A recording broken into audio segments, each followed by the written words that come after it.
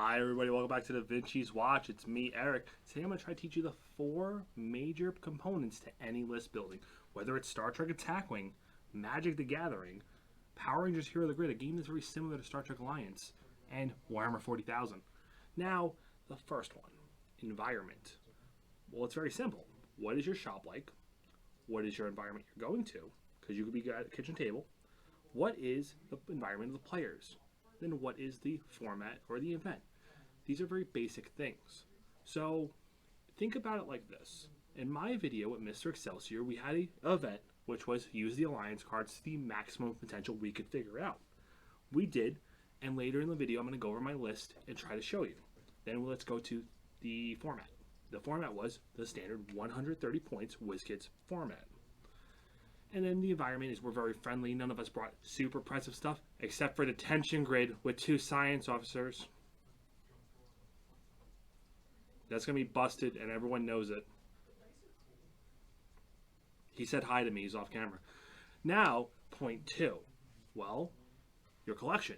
Never build outside your collection. If you don't think you can obtain something before going somewhere, don't think about it. Don't build it. Take it out of your mind. Even if you're playing a very limited thing. I'm a newer player to Star Trek Attack Wing, and thankfully, I'm able to have older cards. My friends had a lot.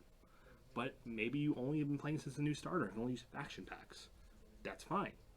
These are very good. They're very well balanced against each other, too, so maybe talk to your opponent by making an event where you only play from the new faction packs.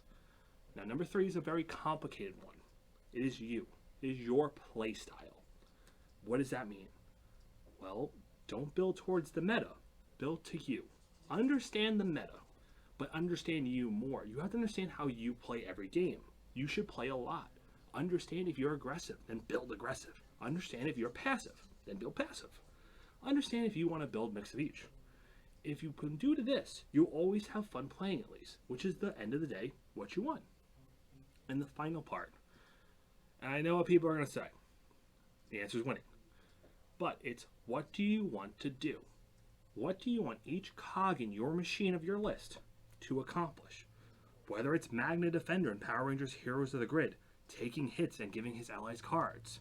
Whether it's Iron Hands when you're going to Overwatch at 5-ups, back in 8th edition, not anymore. Or it's the Harvester Prime in Star Trek Attack Wing. Are you going to avoid their shields, ignore them, and then maybe turn some off? It's probably the way to do it. Or Magic. And in Magic, you can play any way you want, so it's fun. Now I'm going to go over my list from my Mr. Excelsior video. And I'm going to go over why each part works with it. Alright, so obviously this is my list I played against Mr. Excelsior. So let's go over the 4 parts that I just talked about. Well, let's talk about my environment. While I didn't know who I was going to play, I knew our environment was the 130 standard WizKids format. And then we thought about the event. Well, the event was we want to use as many alliance cards as possible and really show how strong we think they are.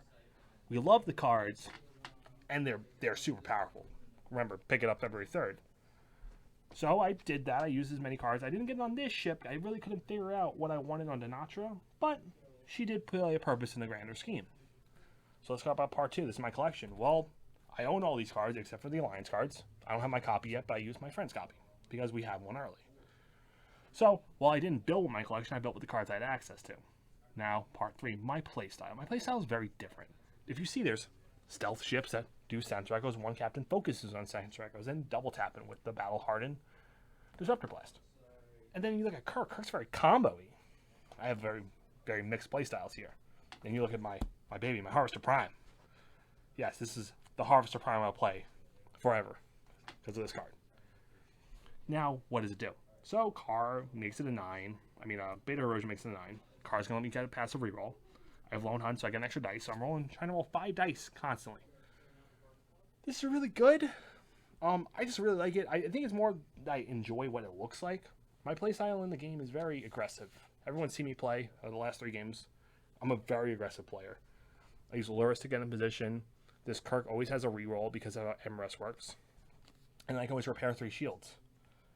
Just good high token efficiency on it. It's very cost efficient, super cost efficient because it makes my Enterprise a 4 and my Talon a base 4.